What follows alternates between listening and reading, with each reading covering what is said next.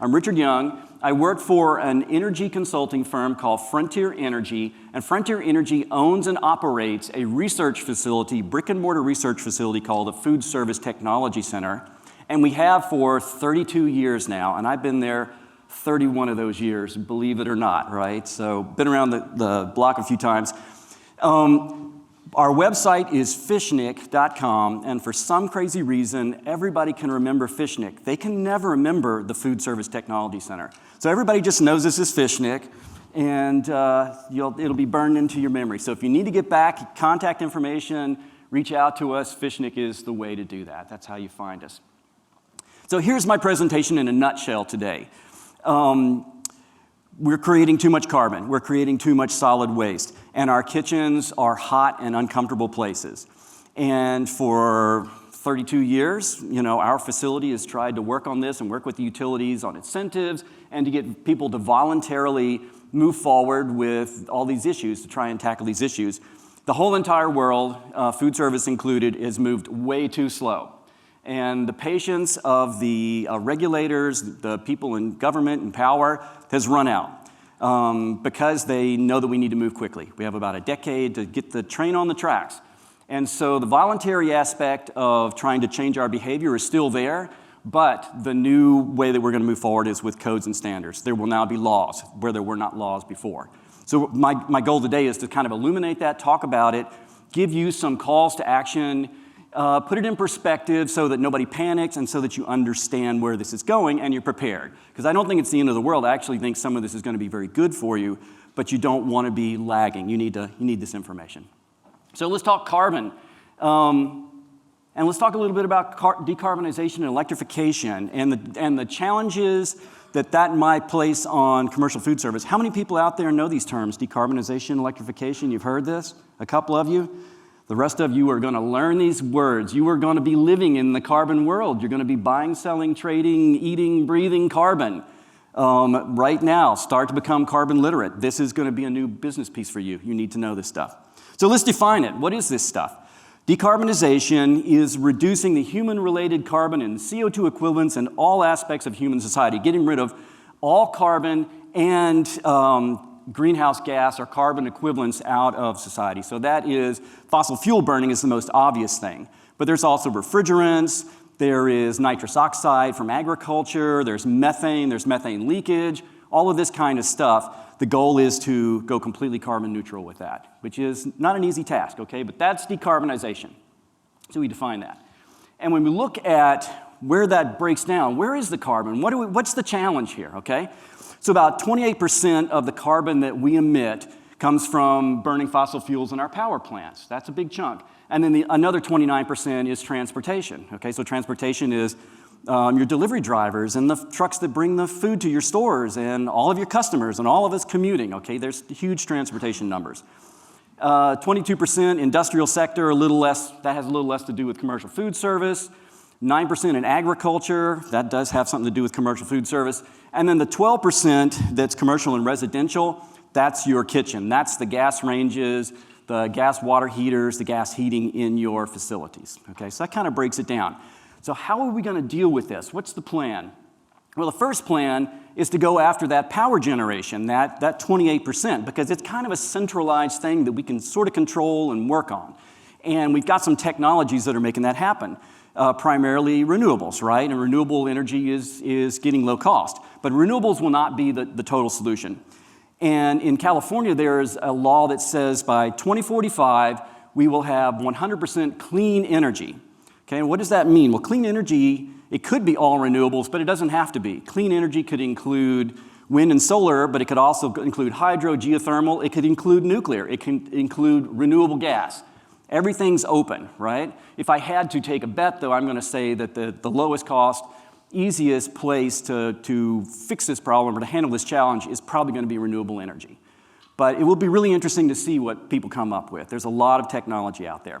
So the notion is once we get this clean energy, this carbon-free energy, then we can turn around and feed that back into all the sectors, okay? Then we run our cars off of hydrogen or electricity. And we have the all-electric buildings, we have the all-electric kitchens, and we can handle all these other sectors with this clean energy, and we drive all that carbon use way, way down. The one thing that clean energy is not going to do, we're not going to be able to deal with the cow farts, okay? So you'll have to deal with that some other way. Yes, it's okay, you can laugh. Is everybody hungover? Are we okay? Are we still alive? How many people are still alive out there? Warning, there's some dead people in the audience? Okay. All right, is this kind of like stirring the pot a little bit? These are big picture issues, and I don't blame you for being a little bit like, oh my God, what's going on? But you do need to know these things, and it'll start to gel for you as to why this matters, why we're up here. Okay, so once we get that clean energy, clean electricity, then we can apply that electricity, as I said, to all these other sectors, and that becomes electrification.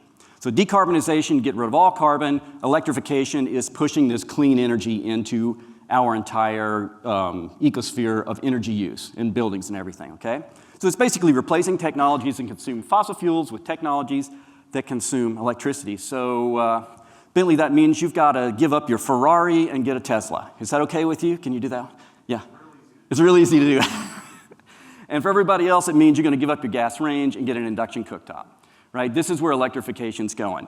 Is this the end of the world? No. Actually, technically, it's very possible, and it could be a really good thing for you. Once again, I don't want anybody to panic about that, but that's how that's defined. Now, electrification is happening because it's the most convenient and direct solution, as I said, to reducing carbon. Okay? It's something that's kind of centralized, and we can deal with it. Now, I'm not a betting person. If you took me to Las Vegas, I won't even put one quarter in that slot machine. But I'd bet you $100 at 10-to-1 odds right now that full electrification is going to happen across the United States, and here's why. The utilities want to put fuel in your electric car. The utilities across the United States, massive corporations, they want to compete with Exxon and Chevron, okay? So that's why electrification is going to be in your neighborhood. That's why you're going to see car chargers, more electric vehicles, more infrastructure for all of this kind of stuff. That, I believe, is what's going to move the needle. Okay, so it's interesting stuff. I don't think that's bad. Now, how is this affecting the laws? What's going on? Well, in the map I have up here, all of the blue states are states that have some kind of clean energy, renewable goal in their state laws. And the ones with the dark blue have 100% clean energy goals by 2045 to 2050. Now, in March of last year, there was one state that had a 100% clean energy goal on the law books, and by August there were 9. So this is moving quickly. The green hash marks are utilities, big utilities like Duke Energy that have clean energy goals as well. Okay, so and once again, they're motivated by the desire to be competitive and to sell you fuel, in a different way. Okay, does that make sense? But I put this up here because I went to a conference in October. I had no idea how fast the laws were changing. And it's really changing quickly. If you stand back and you look at the national news, you think nothing's happening. And nothing's happening at the national level, but at the state level, it's moving quickly. And it's not going to go backwards. Okay, folks? Don't think this is something that's just going to go away. It is going to continue to move forward. The time has come. I've been doing this, as I said, 31 years. I've kind of watched the policy. I see this thing moving forward. And the big goal is complete carbon neutrality by 2050. All the climate science, everything we've got tells us we have to get carbon neutral by 2050 to avoid the worst impacts of climate change. And so that's where everything's going. That's where all the laws, everybody agrees that's where we're going. Okay, so that's your big target. If you have to throw that dart, it's 2050. So this is how it's going to work. This is the way we kind of envision this whole thing. The first thing, as I said, is to decarbonize your electricity. Let's get the clean energy going. Then we're going to electrify transportation. It's all going to be zero-emission vehicles, okay? It's your electric vehicle, which, by the way, electric vehicles are fun to drive. Then we're going to electrify buildings, which is where you folks are the most interested because this means your all-electric kitchens. This is where you're hearing that kind of information, that push. Then we'll use low-carbon fuels, and the low-carbon fuels could be renewable gas. And so I'm tied into GTI, which is a big gas technology research institute, and they're working very hard on renewable gas. So I wouldn't expect that natural gas or our gases are going to go completely away because there's a lot of money going into that.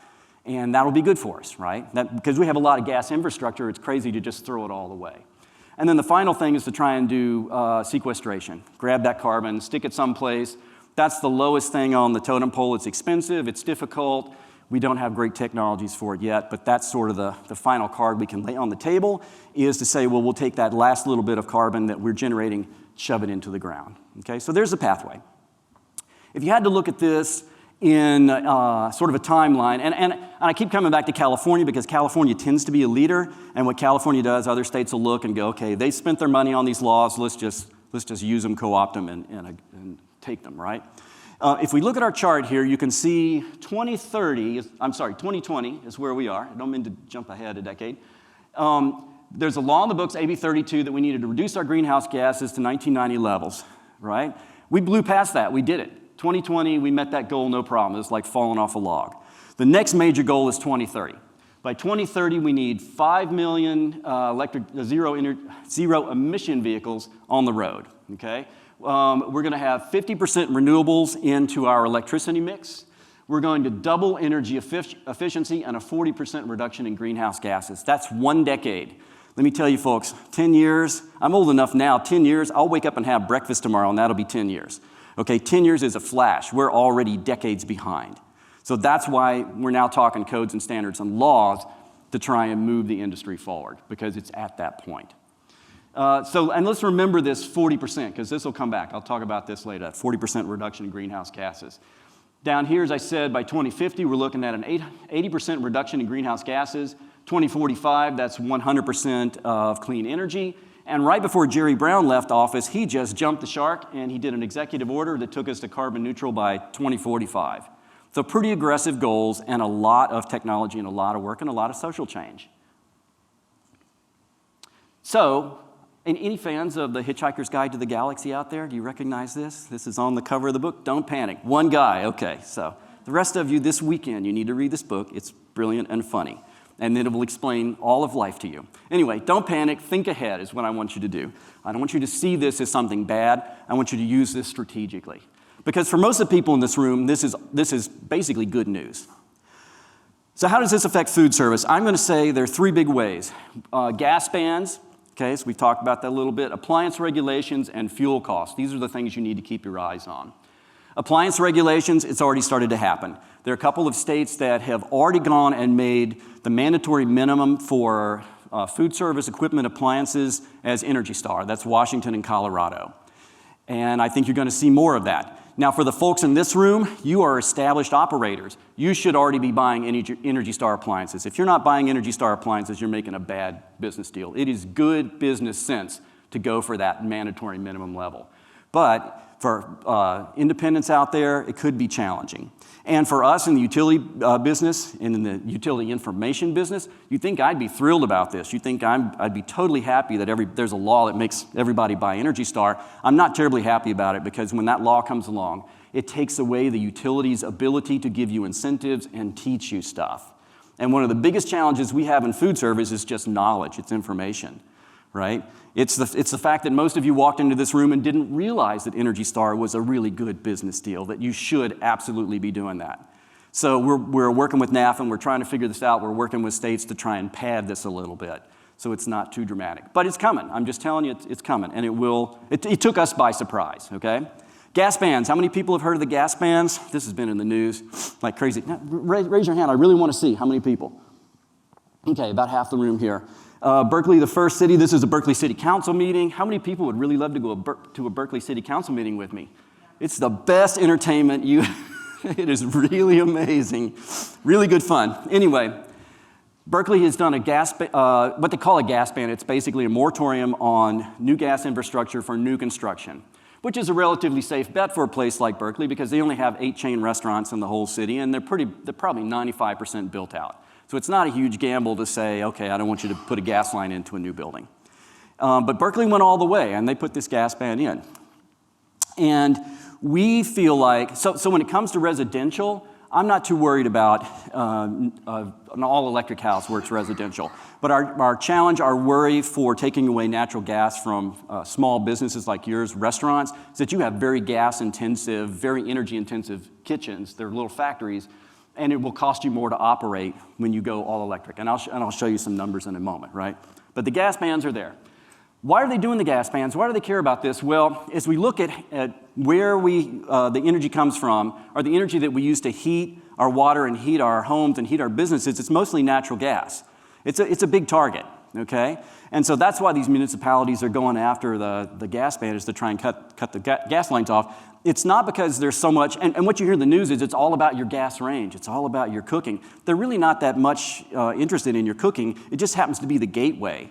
What everybody's really interested in is your water heating and your space heating. That's where the energy use is for most people, right? So it's a complicated question with a kind of strange gateway, which is creating confusion in the big world. On your side of the world, the thing that worries us is that you're mostly heating and your water and heating your stores with natural gas heaters and natural gas water heaters. And when you go all electric, you're going to be using electric heat pump water heaters and electric space heating, heat pump space heating, and we don't really have much technical experience in that area. I don't know how that stuff is going to perform. We have ideas of how to build your kitchen to make it work, but we don't have a lot of research, and we're trying to get some dollars now to study that and make sure we can do that. As far as your cook line, I don't have a problem with you guys going all electric. I can show you that you can do it, right? In 99% of the cases, it's not that big a deal. But your hot water and your space heating, there's a question mark there. So we need to be thinking about that. So the bottom line on the gas bans, there's going to be more. They're going to pop up all over the country. But the good news is, I think that many cities will exempt commercial cooking. So in California, we had, as I said, Berkeley put everybody in, commercial cooking and everybody. But down in San Luis Obispo, they carved out for commercial cooking. They said everybody, but we carve out. And I helped a little city up in Massachusetts. They called me and they said, we want to do this. And I said, great, but it's going to hurt your bakeries, your pizza places. Try to keep commercial food service out, and they did. Seattle was looking at a total gas ban. I got on the phone, a focus group with the city council member up in Seattle, and I said, great, go do your electrification, but you really should carve out for food service. So I think that's the good news, but I do encourage you to get involved with your local government, understand what these rules are, and politely ask them and say, hey, this could be a problem. Could you carve out a niche for us? Right? Does that make sense? Be a little informed and be a little involved, because I think it's all doable. Most of these municipalities are moving forward with the intent of removing gas from residential. They're really not looking at you so much. It's not commercial cooking that's the big deal. Fuel cost. Electricity and gas will become more expensive. I'm just 100% willing to tell you that. It's driven by aging infrastructure. Yeah, we have not been taking care of our infrastructure. There's a lot of transmission and distribution in the United States that's 1940s. Pollution controls, we're spewing a lot of carbon. There's a lot of risk management in California. The fires, we now have to the utilities didn't manage their risk, right? So now we're going to be paying for the risk management. Yeah, we got a free ride for a few years there. It was all gravy train. We're going to pay for that. Electric utilities across the country asking for 10 to 20% increases. And gas, there's a report, a fairly well done report, that estimates that natural gas will be 6 times more expensive by 2050, regardless of whether we do electrification or not. Okay, that'll be because of infrastructure, because of carbon, all of these other issues. Basically, the free ride's over. Energy has been very inexpensive. It has been very easy to use. It's been subsidized, and we're going to start paying more for the true cost of energy. And so we just have to work that into our strategy now. Okay? Everybody's really quiet. You're like, oh, God. I wish I'd gone to the other session because that guy was giving out lollipops and stuff. This guy's giving out math and evil things. So, okay, call to action. I got a few call to actions for you. Review the energy breakdown of your kitchen. Everybody, is Peter in the room? I think he's already split, right? And everybody listen to what Peter, how many people were in the Inspire Brand session yesterday with Peter? Go ahead and raise your hand. Yeah, a lot of you. Go back and look at his slides. He gave you the freaking answers to everything, okay? That's the cheat sheet right there. Go back and look at what Peter said. So first thing, monitor your kitchens. Get a breakdown of your equipment. Know where your carbon is. This is a model that we built for a net zero energy photovoltaic commercial kitchen. And we took all their loads and broke them down. And, when you went to look at the biggest ones, about half of it were just a few appliances. And the biggest one was the char broiler. And in fact, these folks didn't even need a char broiler. So we got rid of that. That cut a chunk of their carbon out. But the designer had gone blindly in and was just giving them the kitchen that they'd always put in, right? The food service consultant was like, you told me you want this menu, here's the kitchen. And what made this project unique was that it was zero energy photovoltaic off the grid, so there was an energy budget. The kitchen had to fit in the budget. So they came to us and said, like, how do we make this fit? How do we trim it down? And we were able to do it because we were able to model the loads and figure out what went where. And we can help you guys with that as well, right? We're a research facility, we're a consulting firm. If you're in Northern California, then you come talk to us because PG&E is already paying for us to help you out. If you're outside of California, come talk to us as consultants, as experts. But we understand these things. We've been doing it forever. My second call to action, perform a gas versus electric cost analysis for your equipment. Figure out what your equipment costs you across the country and where it makes sense to go gas and electric. And just understand these prices. Because the question is not, can we create all electric kitchens? The question is, can we afford all electric kitchens? That's truly the question. It's not a technical thing. It is an infrastructure thing. It's a cost thing. Quick example. I took just 3 common pieces of equipment, baseline efficiency equipment, sort of typical usage, and put some prices on them using our modeling software. And so if the gas grid will cost you $1,200 a year to operate, the electric one's costing $3,000 to do the same work. If the gas fryer is $1,600, the electric one is $3,700 for the same work. Okay? If the oven is $1,000, gas oven's $1,000, electric oven is $2,000, right? And now, once again, I sort of put this together for all users, and this would, the people who should be most frightened by this are sort of the mom and pops, the people who have no technical background. For sophisticated operators in this space, you can play with these efficiency levels. You can replace the base efficiency gas with a high efficiency electric. You can change your platforms. You also know your labor really well. You may find out that even though the electric fryer is costing you a couple grand more, that it actually is cheaper in the long run if you figure in labor and all this kind of stuff. Bentley has talked about working in all electric restaurants, and there were benefits, right? But the thing that I say you need to do is you need a Bentley. You should be staffing up with engineers and technical people. None of the sustainability stuff is go out, hug a tree, and we've solved the problem. It is all science and technology, so you really need people who understand this stuff. So next call to action, investigate deep efficiency to lower your utility cost. Because as you go all electric and those costs go up, you need to make up for it by stepping back and looking at the whole building. Where else do I save? What other kind of things can I do to make this facility better? Because the not so good news is, as I said, the electric kitchen can cost you more. So what are we trying to do? And I think this is great. This really fits this conference because I sat here for the last day and a half and listened to one person after another say exactly what I have up on my slide. We need to go away from the great, big, costly, real estate-intensive kitchens and move to the small, fast, flexible kitchens that have smarter, more dedicated staff who know how to use the technology, okay? And use the technology of today. That's what's really going to do it. By the way, robotics, we're talking about robotics. Anybody heard of combination ovens? Anybody in here using combination ovens? Anybody? Yeah, okay. That's robotics, right? Anybody using rapid cook ovens? You got your Turbo Chef out there? That's robotics. It's not mechatronics. It's not moving anything, but it's fully programmable boxes with lots of sensors that replace that human labor. There's not somebody opening an oven door all the time. They're self-cleaning, right? Take advantage of those technologies. That's what's going to equalize that cost and make your all-electric kitchen cleaner, less labor-intensive, and highly productive. Anybody using automated double-sided griddles? Do you know about these things? Anybody like the Taylor griddles that self-adjust? That is mechatronics. That's total robotics. Okay? There must not be any McDonald's peoples in the room. Anyway, okay, Richard, how do I find out about all this energy efficiency stuff? You're frightening me. You're shoveling on homework. Go to the California Energy Wise website. That's the site that we put together, the 4 big California utilities, to drive energy efficiency in this state. It doesn't have a login. It doesn't have any boundaries. Wherever you are, you can use this resource. Okay, that's how you find your efficient equipment. That's how you find our seminars, our design guides, all this kind of good stuff. So reality number 1, full electrification is not currently economically feasible for many commercial kitchens. It's going to be easier for you than a lot of other people, but that's a reality. The reality is significant economic policy and grid system changes are needed to create effective electrification.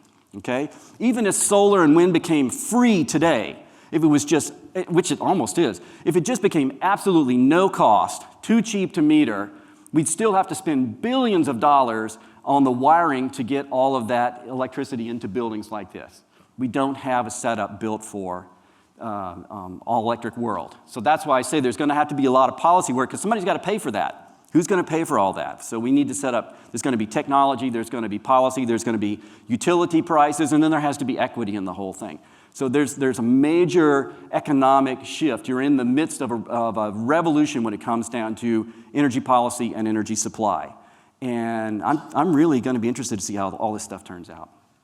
But where to begin? Okay, what's the simplest thing you can do? Well, I know that when I take a BTU of natural gas out of the ground, I'm really not converting it. And I take it over and put it in my wok and I burn it.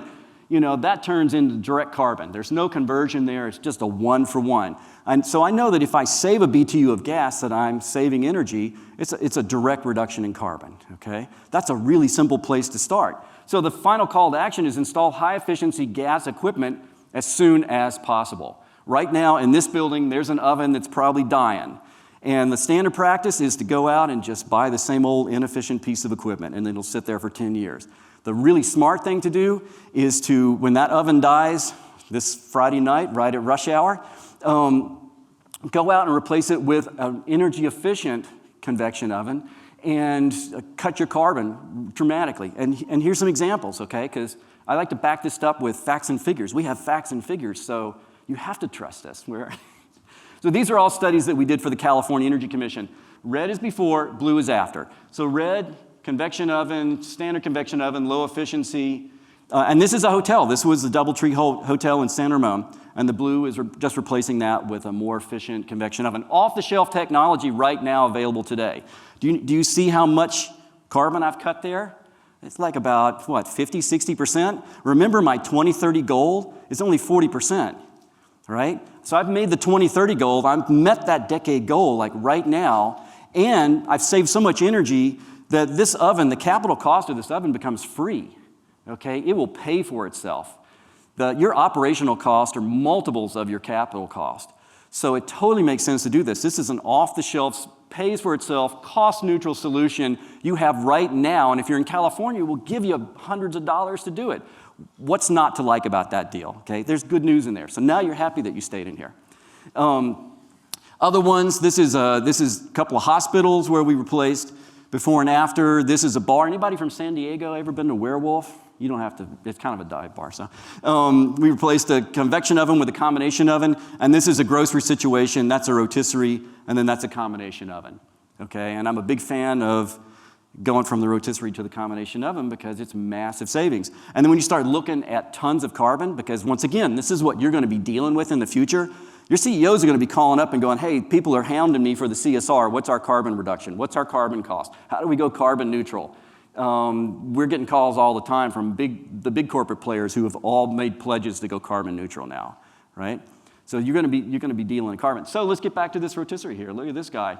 That's 11 tons of carbon reduction per year in one facility. Okay, there are big box retail stores that have 8 of those things in there. 88 tons of carbon that they're emitting when they could do the same thing in a more intelligent piece of equipment that's actually safer and cleans itself. Kind of making a point there. I'm sort of driving this one, but we okay? Anybody got that? Just like smiles? Yeah, okay, good. All this is good. So reality number 2, significant decarbonization is available immediately by upgrading to high-efficiency gas appliances, okay? And by the way, I wanted to say that there's a car analogy here. Most everybody that I've heard speak over the last day and a half has really been talking about what the car looks like, what kind of connectivity it's going to have on the dashboard, and who gets to drive it. And I'm the one person who comes in and says, what kind of engine is in that car? That's my job, okay? I'm sort of that reality check. But that engine is super duper important to your success. It's super duper important. The industry spends $43 million a year on energy. That's the food service industry's utility bill. The entire equipment, supplies, market, all that stuff that we trade at the National Restaurant Association show, that's a $13 billion market. $43 billion on energy, $13 billion on all of the CapEx stuff. Which one should you be paying attention to, right? The big number. Okay, so let's move forward. Trash, chapter 2, trash. Let's talk trash. We ready? Okay. This is also a fun one. A few years ago, Clean Water did a big survey in the Bay Area. They looked at the trash that was clogging up the waterways, making it out into the ocean, and boom, they found that 60% of it was food waste, food wrappers, right? Now, in all fairness to the commercial food service industry, a big chunk of that is Dorito bags and stuff like that. It's not all quick service, wrappers and cups, but a big chunk of it is. So what does that mean? We have a problem. Our solid waste is not being handled with our facilities. It's making it into the streets, and the municipalities are having to spend millions to clean up the solid waste that we generate. So what are the municipalities going to do? They're going to make a law to try and get everybody to walk the line and control the solid waste, which is exactly what's happening. And it's not going to go back the other direction because this is an issue. It's a problem. We've now produced enough that it's become an issue for municipalities. So what are we seeing? We're seeing reusables, ordinances, and takeout charges. Once again, Berkeley, the first city to do this, to tell you that any meal eaten in a restaurant has to be eaten on reusables. So that means, I'm trying to think of the chains that are in Berkeley. Is it Chipotle, Taco Bell, McDonald's? I can't remember what the other four are, right? So anyway, but you go to the local McDonald's and sit down and get your Big Mac. It now has to come on a reusable plate. Bentley knows this. Quick service restaurants are not designed for sculleries. They're all designed for disposables, right? So we're going to have to start rethinking store design, and people with existing stores are going to have to figure out, okay, how do we handle this? And are we adding dish machines now? Because you'll have to have some way to clean those wares. And then the other thing is that for takeouts, there's now a fee. So in Berkeley, you get a takeout meal, the cup, there's a 25-cent charge on that. Now the 25 cents goes to the restaurant. You get to keep that with the notion that that's how you fund your dish machine and your plates and all this kind of good stuff. Okay, but it's a change in the way we're doing business, and it's something that has already been written into law and is being looked at by all of the counties in the Bay Area, which means it'll be in LA next, and it'll spread across the United States. So reusable ordinance, takeout charges, single-use bans, items by request only. You've seen this. This, I think, is going to flash across the United States pretty quickly. But actually, this is a moneymaker for you. You should get behind this and support it, because why are you giving out millions of dollars worth of plastic spoons and straws and lids on cups that people immediately throw away, right? That's money. People, the whole notion here is if I need a lid, I ask for it. I'm a freaking adult. I can ask for a lid on my coffee. Don't give me one every time for the heck of it, right? That's wasting the supplier's dollars. Okay, so this one could be good. That's why I say get behind that one. This one is something new. Anybody that has been doing, quote unquote, biodegradable stuff, which most of it doesn't biodegrade in a commercial facility, will now have to have ASTM mandated biodegradable. It actually will have to biodegrade in a commercial compost facility. So no longer can you get the so-so stuff. It's all got to work. Okay, new regulations there. And there's not that many suppliers of this. That's going to change the market for that. It's going to get rid of what we call wish cycling. And then finally thing is, those 3 bins where all of us are supposed to put our stuff and sort it out nicely, they're going to start enforcing those bins. If your compost stream is polluted, then you're going to have to pay for it. It'll be sort of like fat oil grease, okay? So we have to figure out how we're going to handle that waste and make sure that those waste streams are all good. So these are all challenges. They're all science and technological challenges. They're not unbeatable, but they're challenges. I put this up here for your resource. This is a company or a nonprofit called Upstream, and they've put together sort of the model ordinance. And you should just look at it, because this is the one that everybody's going to be looking at, and you can see where they're going with this, where they want the laws to be. So how does this affect your stores, your store design? Well, you're going to have dish machines, right? You're going to need dish machines now. There was a chain that was just up in Berkeley last week and looking at their stores and trying to figure out major chain, how are we going to work this stuff out? Dish machines drive energy and water use. They're very energy and water intensive. Will you reduce or increase your in-house dining? The WD Partners, your presentation yesterday where you get rid of the front of house. Maybe I get rid of front of house, right? Now, all of the restaurants in Berkeley, that was my first thought, was they'll just do everything, takeout. Now, of course, all the takeout has the 25-cent charge on it, right? So what does that do to you? Will the takeout charges impact your transactions, right? In Berkeley, not so much, I don't think, but in San Francisco, big tourist town, every family comes through, they're paying, and in San Francisco, it's going to be 50 cents, 25 for the cup and 25 for the wares, right? The plates or the boxes. Every family comes through is now 50 cents for every meal, for every person that's eating. How does that impact transactions? How are we going to deal with that? It just needs to be a part of what you do. Will organic waste digesters and dehydrators become common in kitchens, right? So in order to handle that waste stream, maybe now it's time that we put our own dehydrators in so we know the compost is compost. I don't know, these are all questions, but things to consider. So what's your call to action? I'm going to say run a planning exercise. What's the effect on your business? Don't run and hide. Think about this now. What's that effect? Because it will come. Then when you get to putting dish machines in, and I guess the fortunate thing is a lot of chains are already putting in dish machines anyway. A lot of chains that were traditionally had no dish machine have found other needs for it or other uses, so they were going to do it anyway. So that's good, okay? But as you're putting those dish machines in, make sure you get the highest efficiency and the heat recovery dish machines. Don't go buy the lowest efficiency thing because that will drive up your cost to operate. You want to keep that cost down. Design for high efficiency hot water delivery systems. Most of your facilities have antiquated, centralized, poorly designed hot water systems that waste you tons of money, that have efficiencies in the 20 and 30% range. It means you bought a dollar's worth of energy and you threw away 70 cents. 90% of the hot water you make never makes it to the hand sinks. It gets lost in your piping, okay? So design better, more efficient systems. And then the final thing is, how am I going to do this, Richard? Where do I learn about these hot water systems? Well, conveniently, we have design guides at CaliforniaEnergyWise.com. Take advantage of them. Print these things out. March them over to your engineering team and say, learn this. Or call us. Once again, we're the people that did the research. We know this stuff. We know why it works. Or come out and visit us in San Ramon and say, prove it to me, right? This is what we do. It's what we live for. We are the nerdiest nerds on the planet. You have so much fun at our place. Come up and play with stuff with us. Okay, last chapter, heat, which I think is pretty interesting.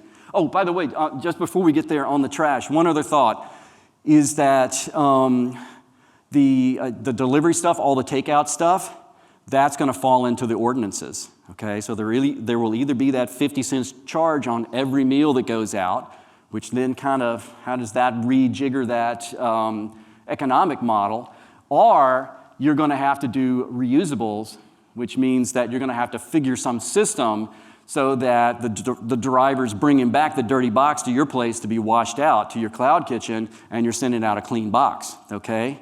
Here's a whole nother layer of infrastructure that you have to consider. So don't forget that stuff.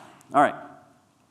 So what's happening in the heat thing? So this, I think, is also very important. Our kitchens are too hot. How many kitchens out there are like, comfortable? I love being in here. Your kitchens are wonderful. No way. I worked in a kitchen, worked the broiler to Steak and Ale in Memphis, Tennessee. It was 120 freaking degrees by the broiler, right? It's nuts. I have a picture. It's a bunch of ventless equipment in a basement, pizza ovens. It's 113 degrees. We're holding up the temperature sensor. Kitchens are too hot, okay?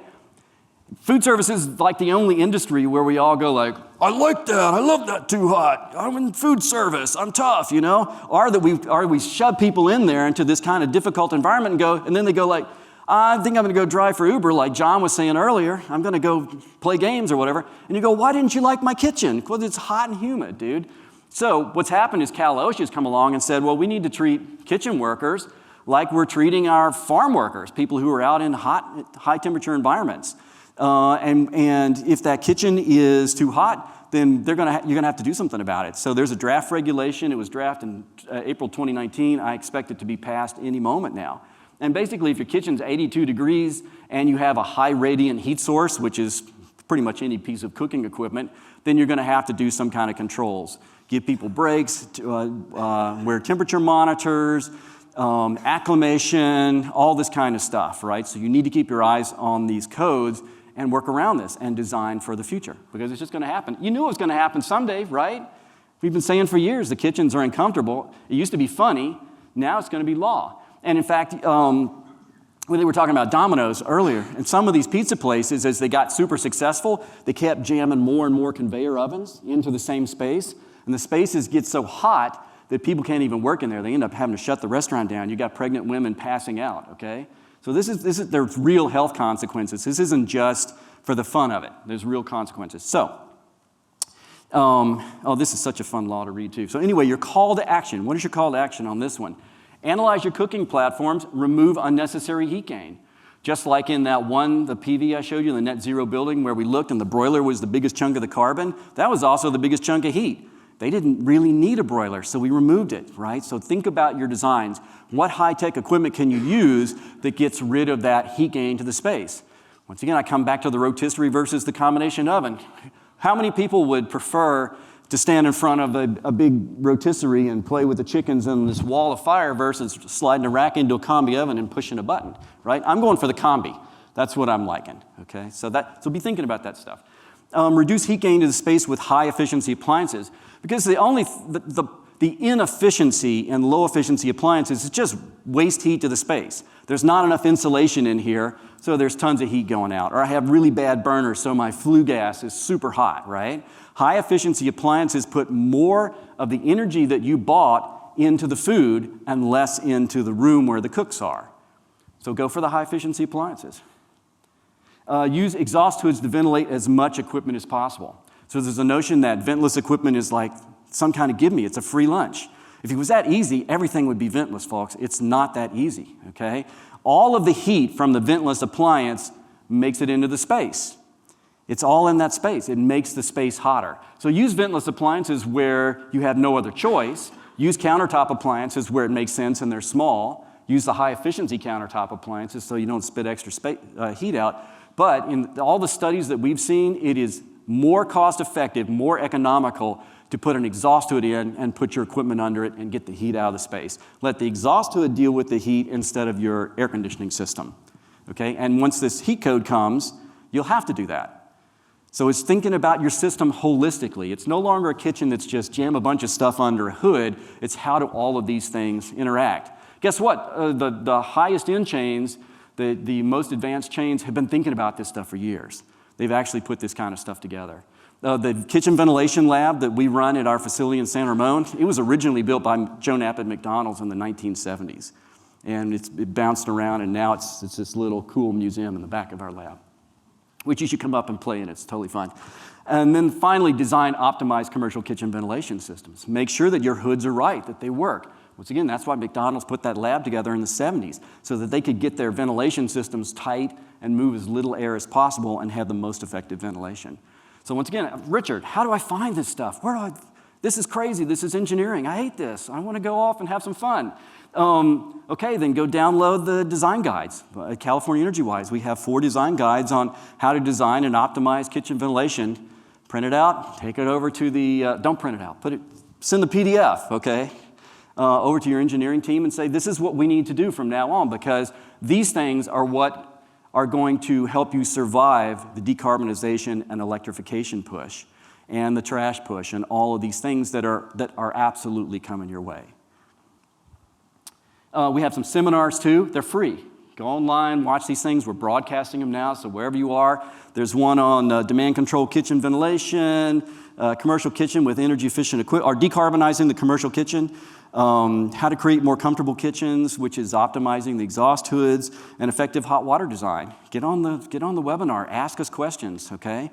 That's free engineering. We cost a pretty good deal when you got to buy us by hour, but if you're asking us a question on the webinar, you're a viewer, you're free. Get some expert advice out of us. Find out what we know, right? Also doing a class tomorrow at SoCal Edison, which is a food service forecast class with Robin Ashton, if anybody knows Robin. And he'll be giving the technomics numbers, and that's something you guys can log into. It'll be broadcast. We'll do the same thing at our facility on Thursday. And I'll have Jack Condi, who is the president of the California Restaurant Association. And it's always great to have him because he'll talk a lot about a lot of these legal issues. And it costs you nothing. Just get onto the broadcast, or if you're in the Bay Area, come visit. It's a no-cost class. And it's all at California Energy Wise, right, at the seminar page. So lots of resources for you guys. So that's the end of the lecture part. We got like 5 minutes. You're awfully quiet, so I'm hoping there's a question or two out there. That somebody's like, How much energy do you think is wasted in this freezing cold room? I know. This is such a good example of what I'm talking about. Yes. Why is this room so cold? right? And one thing that they could have done in this room is put in a CO2 occupancy sensor that would tell the HVAC system how many people are in here, and it cuts down the HVAC when the group is small and intimate like we are right now. And then when all of us come back for the big party, it kicks the air up. But you're exactly right. Why? And here's the other thing. Anybody go outside, it is wonderfully temperate outside. It's perfect. You know, why don't we just open up the economizers on this building and bring in all the fresh air? Wouldn't that be great? There's probably an economizer on the building, and it's probably broken because of, you know, that's always what breaks. So maintenance is another big part of this, you know. The equipment side's important, and the operations is equally important. So really good questions. Yeah. So think like that in your restaurants, though. That's the other thing. How many places, like Peter said, put the controls on, find out which one of your stores is running 10%, 20% higher than the others. Find out the ones that are out of whack, right? Where the lights are on 24 hours a day, but the place is closed for 10.